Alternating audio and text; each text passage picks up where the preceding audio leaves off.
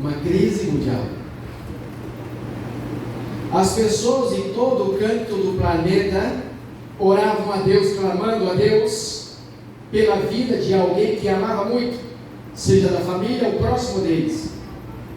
Nós presenciamos pelas redes sociais pessoas de mão dadas em volta de hospitais, pessoas de joelhos cantando, pedindo para a vida do ser humano, que ali estavam, eram muitas pessoas.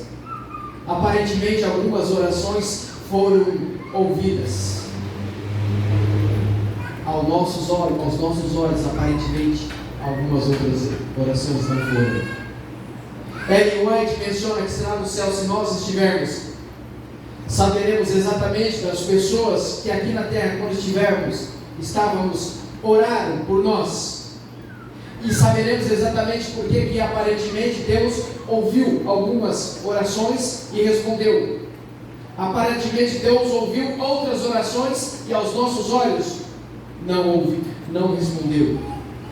Aproxima-se o grande dia, o dia da vida de Cristo, a Bíblia menciona. Deus está dando a última chance ao seu povo.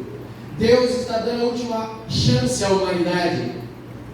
E no livro do profeta Sofonias, em Sofonias 1, versículo 14 e 15 diz: o grande dia está perto. Sim, está perto e se apressa muito mais. Aquele dia é dia de indignação, dia de tribulação, das nuvens e das densas trevas. O profeta Sofonias vem dizendo então que o grande dia se aproxima.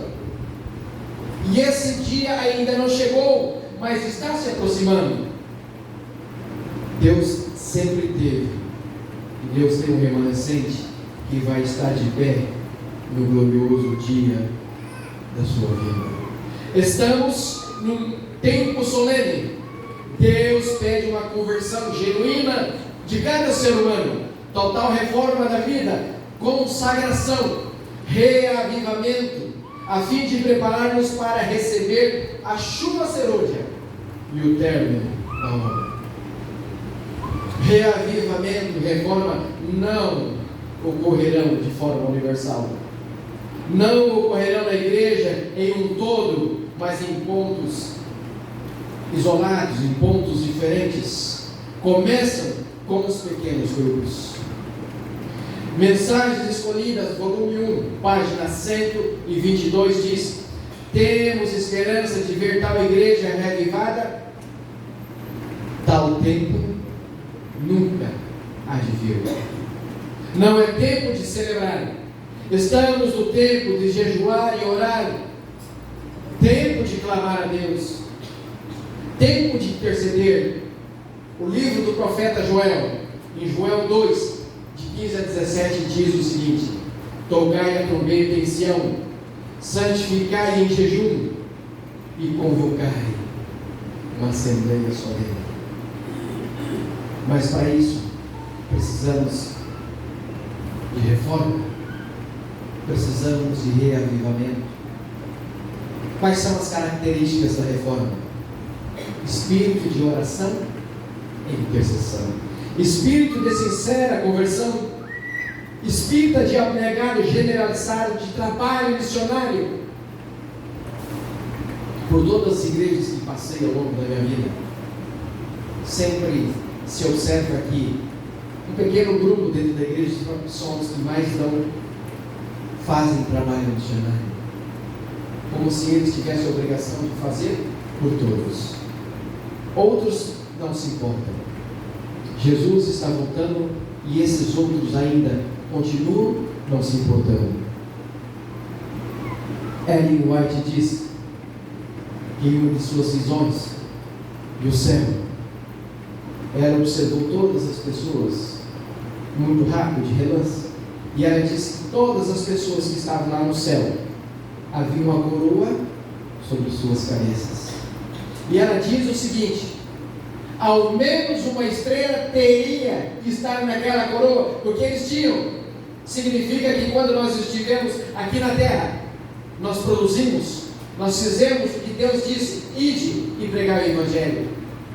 Mas uma vida inteira dentro da igreja, nunca demos o estudo bíblico. E queremos estar no céu. É preciso que haja espírito de louvor, ação de graça e estudo da palavra de Deus. Satanás tentará destruir a verdadeira reforma e semeará a discórdia e o falso reavivamento. Para isso é preciso haver reavivamento e reforma.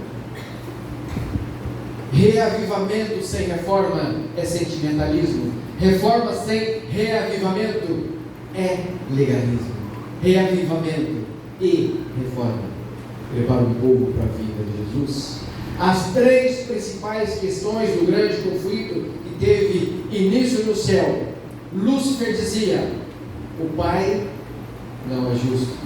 Lúcifer dizia: a sua lei não é justa, é impossível de ser guardada. Lúcifer dizia: Miguel não é Deus. O grande conflito que começou no céu foi transferido para o planeta Terra, de onde nós estamos vivendo. Não exatamente transferido para cá. Satanás, depois de ser expulso do céu, teve outros planetas tentando, mas o único que caiu em contradição e pecou foi o planeta Terra. Para isso, neste momento, ele está preso neste planeta. Após Jesus dar o último brado na cruz e ter ressuscitado no domingo pela manhã, Satanás ficou preso só neste planeta.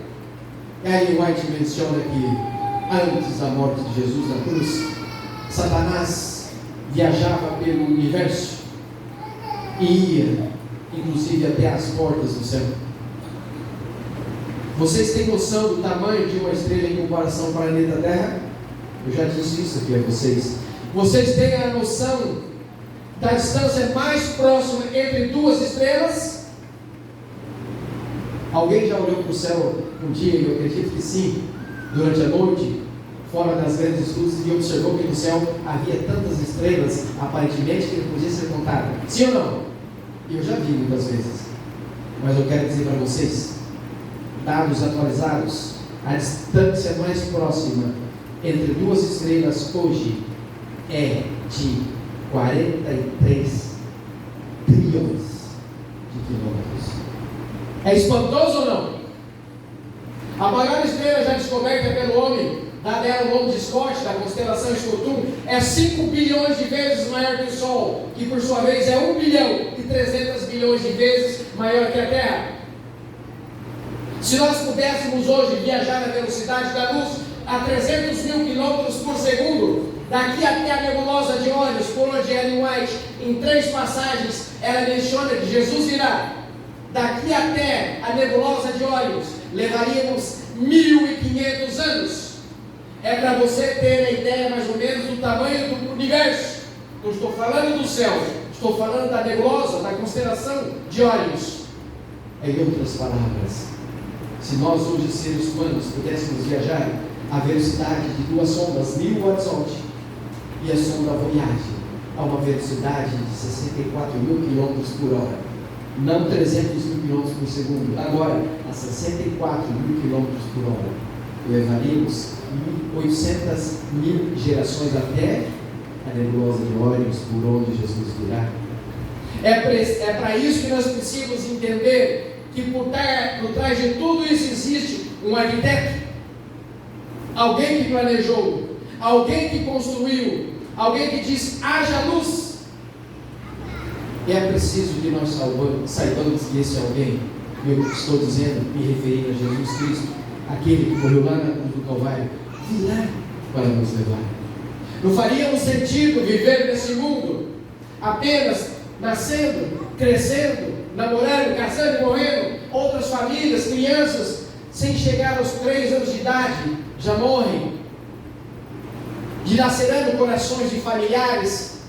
Muitos que já perderam alguém que amava a vida inteira, sonham com a volta de Jesus, para que um dia ela possa abraçar naquela pessoa que ela amava muito, que hoje se faz presente mais entre elas.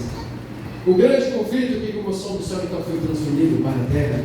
O alvo de ataque de Satanás é a mente do ser humano. A questão é: Lúcifer levantou argumentos contra Deus e a justiça de Deus. O homem foi criado Sim, o ser humano, o homem e a mulher, foi criado para a glória de Deus. E com o passar dos anos, isso foi deturpado. Deus vai ter um povo aqui na terra que vai mostrar que é possível, sim, guardar a lei de Deus. Lembra quando houve um concílio em algum lugar do universo e representantes de outros planetas estavam lá, e lá estava Lúcifer. Ele ainda viajava pelo universo antes da crucifixão. Jesus era de uma dimensão.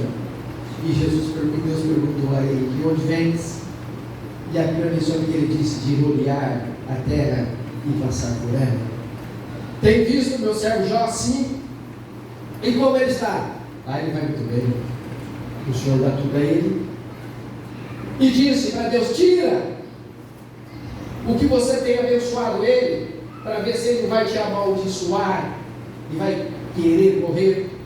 Deus, conhecendo o ser humano, como na história das crianças, aqui, os filhos de Jessé, adentraram 7 homens, e o profeta Samuel olhava para cada um deles e dizia: vai ser esse. E Deus dizia: não. Vai ser esse. E Deus dizia: não. Aparência, simplesmente aparência. A lição dessa semana, o irmão mencionou aqui da figueira. Quando Jesus passou por aquela figueira, então ele quis ir tirar um fruto. E por que Jesus amaldiçoou aquela figueira? Porque a figueira, diferente das outras, primeiro ela dá as folhas, em seguida vem os figos. Então Jesus observou aquela figueira bonita, frondosa, e ele disse: tem frutos. E chegando até naquela figueira, não havia frutos. E o irmão também mencionou na lição aqui que Jesus estava dizendo aquela parábola, porque muitos aparentemente viviam o Evangelho, mas era da boca para fora.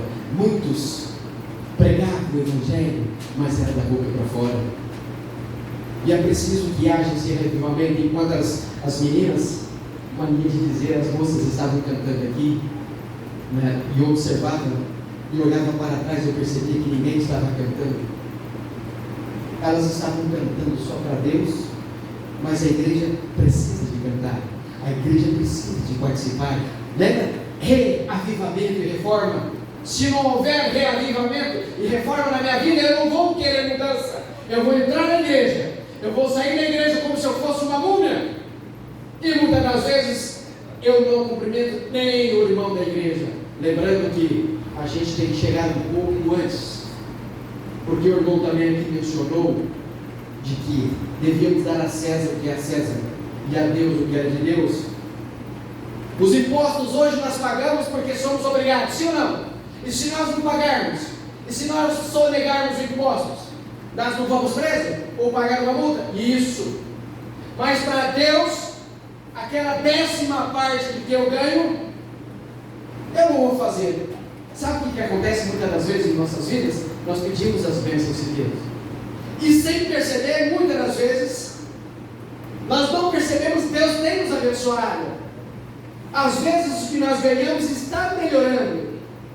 Eu começo a fazer planos de comprar outras coisas, de ter algo melhor, trocar algo melhor. Mas nisso, não me sobra para devolver a 10ª parte. Eu ganhei um salário, agora estou ganhando um salário meio. Eu já posso fazer alguns projetos mais. Só que eu começo a gastar mais. Só que eu começo a deixar de lado o que pertence a Deus. De 1,5 passa para 2 salários, às vezes passa para 3 salários. Eu começo a ter a ideia então de ter uma casa melhor para pagar um aluguel melhor, para uma casa melhor, ter um carro novo. E nisso eu vou gastando aquilo. Mas Deus eu deixo de lado. Quando eu vou para o trabalho, ao longo da minha semana, eu tenho que estar no trabalho 7 horas. E eu me policio que tem que estar às 7 horas. Porque se tem que chegar às 7 e começa a chegar às 7h30, o que vai acontecer comigo? Vou perder o emprego? Sim ou não? Sim. Ao longo da semana, aquela corrida dos pais, principalmente das mães, preparar as crianças porque são pequenas e tem que estar na escola. E a aula começa às 7. E exatamente às 7 elas estão lá. Mas no sábado, alguns pais dizem: cheguei atrasado porque criança sabe como é, sabe como vai trabalhar. Mas por que na semana na escola não chega? Por que é só na igreja que tem que chegar? Nós devemos fazer ao contrário. Primeiro Deus em todos os momentos. Buscar a Deus em toda a sua justiça primeiro. E quando isso nós tivermos em nossas mentes impregnado, nós vamos aos poucos perceber e entender que as nossas vidas estarão sendo abençoadas tanto, seremos testemunho para outras pessoas. Deus vai ter um povo aqui na terra que vai mostrar que é possível se guardar a sua lei. Testemunho, volume 2, página 479 diz: Deus vai ter um povo aqui na terra como a natureza é caída, mas que pela fé no poder de Deus vai demonstrar, comprovar que é possível viver uma vida de obediência a Jesus. Ele diz: buscai a santidade, porque eu sou santo. Buscai a perfeição, porque eu sou perfeito. Mas é claro que nós não vamos ser perfeitos nessa terra, tampouco santo, mas estaremos buscando. Em meio a essa busca pela perfeição, cometeremos erros.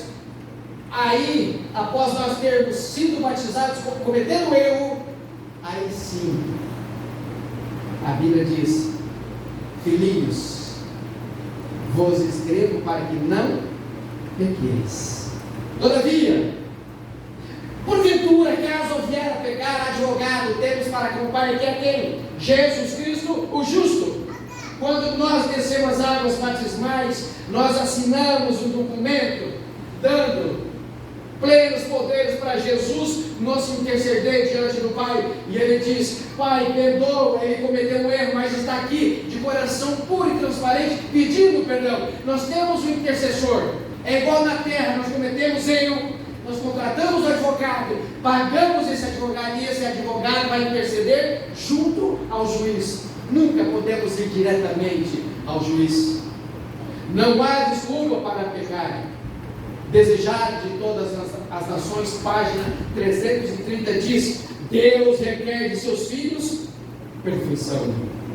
O livro do profeta Isaías 10, versículo 21 e 22 diz: os restantes se converterão ao Deus forte, sim, os restantes de Jacó, porque ainda que o teu povo, ó Israel, seja como a areia do mar, só um remanescente dele virá.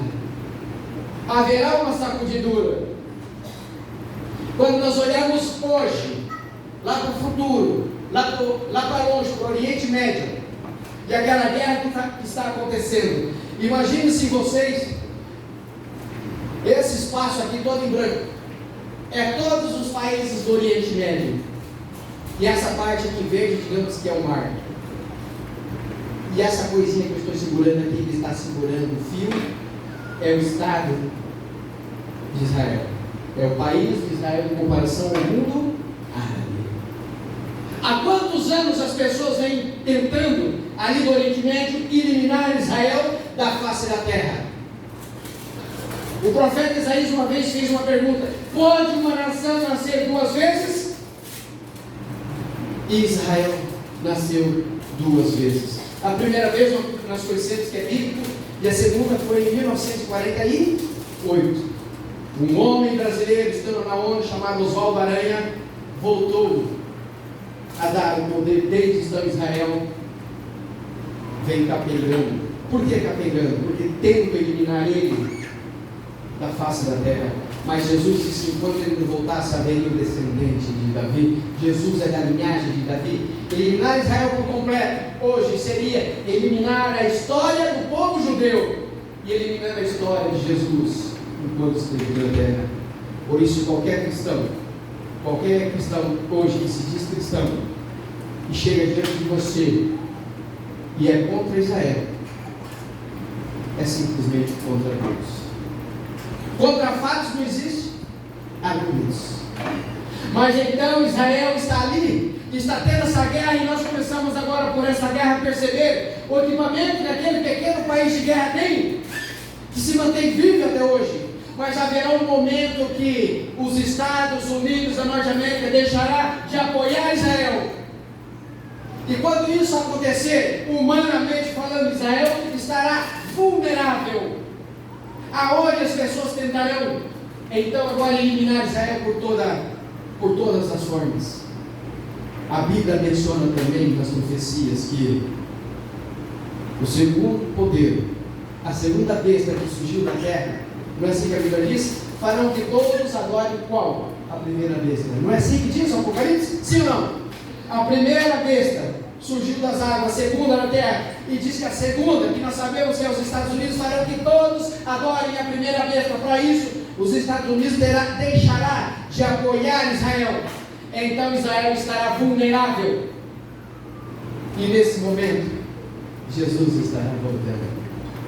Recusa, causa da sacudidura, recusa da mensagem da igreja a Laodiceia, descuido e indiferença, moralidade espiritual, conhecimento superficial. Haverá muitos que se deixarão desviar por falsa doutrina. Pessoas que estão a vida inteira dentro da igreja e se tiver que entrar num pequeno debate de uma coisa que seja, não sabem. E ficam a vida inteira dentro da igreja. Perseguição. Aqui em 1 Coríntios 10, versículo 12 diz: assim que aqueles que estejam firmes, tudo para que não caiam. Nas igrejas adventistas do sétimo dia deverá haver admirável manifestação, Ellen White diz, do poder de Deus. Acontecimentos então que antecedem, pouco antes da vinda de Jesus: reavivamento e reforma espiritual, sacudidura, chuva serôdia, forte proclamação e término da obra de Deus, decreto dominical e abandono das grandes igrejas. Às vezes as pessoas perguntam: mas como eu saberei o momento certo? Saberá, porque o Espírito de Deus fará com que nós saibamos. Se nós estamos involucrados, envolvidos nas coisas de Deus na igreja, saberemos. Lá atrás, quando Jesus nasceu em uma manjedoura, os postos judeus não sabiam, não estavam preparados para a vinda de Jesus, mas foi preciso de pastores de ovelhas, 3 reis magos vêm de longe, trazendo ouro, incenso e mirra, e tudo tinha significado, para que trouxesse ali para Jesus. O remanescente salvo será formado por aqueles que pregam o alto clamor, pois estavam reavivados, reformados, receberam a chuva serôdia e permaneceram firmes à sua sacudidura. No período que Jesus esteve aqui na terra, ele menciona um deles, chamado Estevão, o primeiro diácono da igreja primitiva. Aqueles escribas, como o irmão mesmo mencionou aqui, os fariseus, aqueles doutores da lei, aquelas pessoas que seguiam esses escribas, tinham inveja desse Estevão, o primeiro diácono da igreja primitiva. E por quê? Porque era um homem que procurava andar nos caminhos de Deus, era cheio do Espírito de Deus. E hoje tem muitos lugares que você vai, você observa pessoas que aparentemente não têm uma moto para andar, uma casa muito simples, mas você vai na casa delas, elas te tratam com amor e com carinho. Não importa o problema que está passando, elas sempre estão sorrindo. São pessoas que acreditam em Deus, e por onde quer que elas vão, elas reverberam a voz de Deus. Quando a lei dominical e o joio será plantado trigo, a lei dominical então terá 4 fases: econômica, religiosa, domingo versus sábado, e a imposição do domingo e o decreto dominical. Econômica é o fechamento do comércio, e nós passamos por isso na pandemia. Foi fácil fechar o comércio no mundo inteiro, sim ou não? Foi muito fácil. Religiosa: todos devem ir à igreja aos domingos. Nos Estados Unidos, em 2 estados, em especial Connecticut e Virgínia, desde 1610 tem leis dominicais. Com o quê? Com pena de morte para aqueles que simplesmente lavaram o carro ao domingo. Aí você me pergunta: mas estão matando lá? Não. Essas leis foram votadas desde 1610, elas estão engavetadas. O presidente que entrar e falar assim: a partir de agora essa lei passa a valer. Quem trabalhar aos domingos, quem lavar carro aos domingos, quem lavar calçada aos domingos serão o quê? Mortas. Isso será uma fagulha para que possa prender aqueles que guardam o sábado, como lá atrás, Daniel.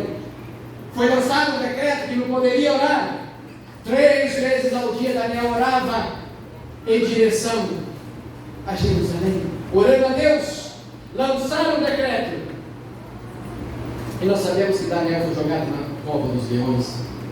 Será um empecilho para que você possa ser morto? seremos caçados como animais. Quando construíram Roma, o Coliseu, começaram no ano 72, depois Jesus terminou no ano 80, foram 8 anos de construção. No final, depois de 8 anos de construção, foram sacrificados 5.000 animais ao longo de 3 meses, porque durante 3 meses houve festa. 5.000 animais ao longo de 3 meses. E espetáculo ao longo desses 3 meses era quem? Cristãos. Eram jogados ali no meio, se tornava espetáculo para as pessoas pela forma como elas eram cruelmente assassinadas. E é o que Satanás deseja nesse momento.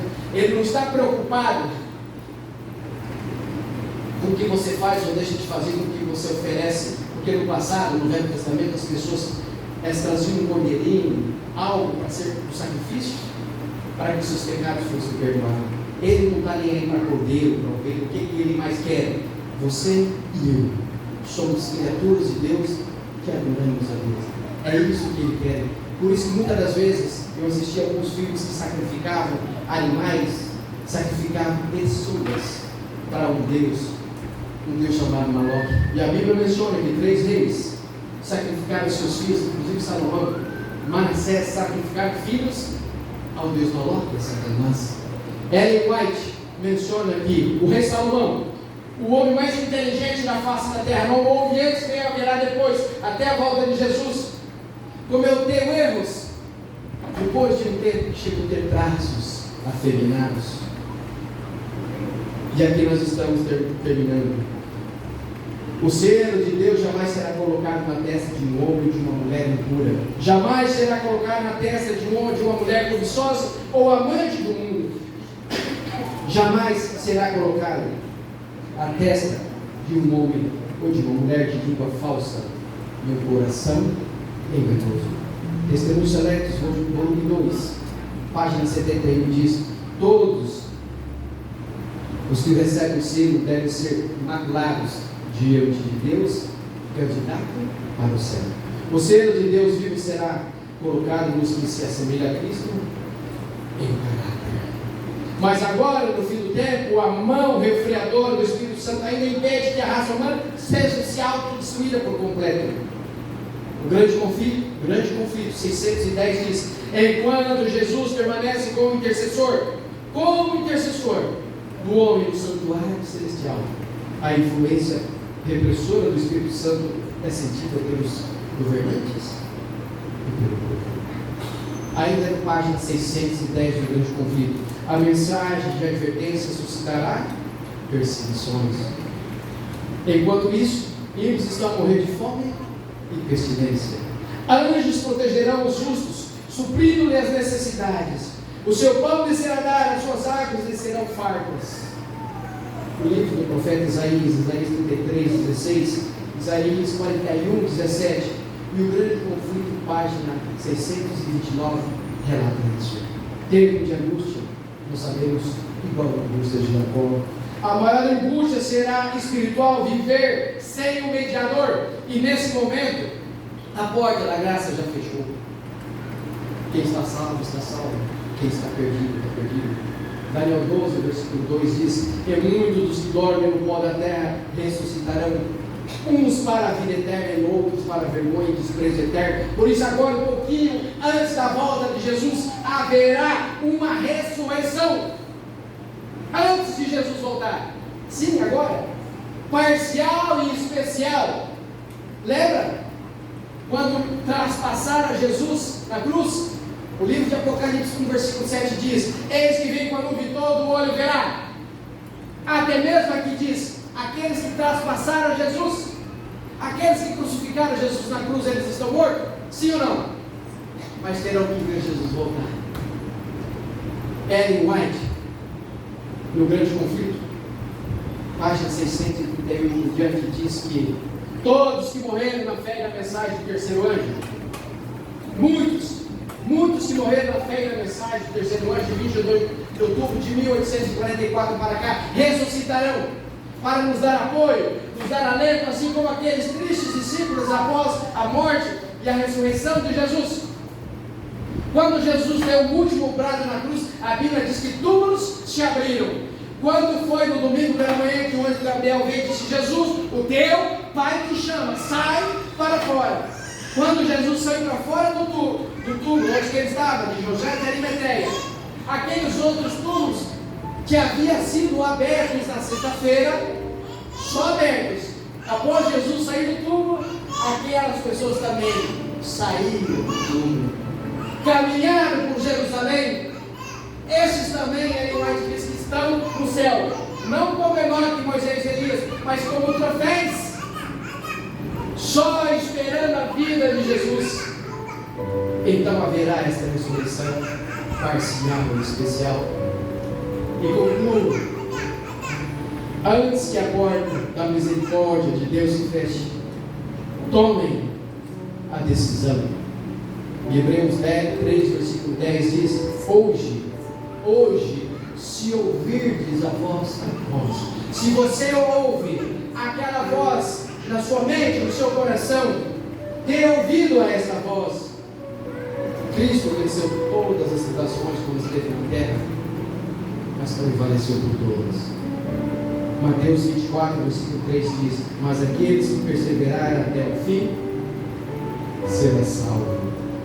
A irmã vai colocar o hino final para que nós possamos cantar.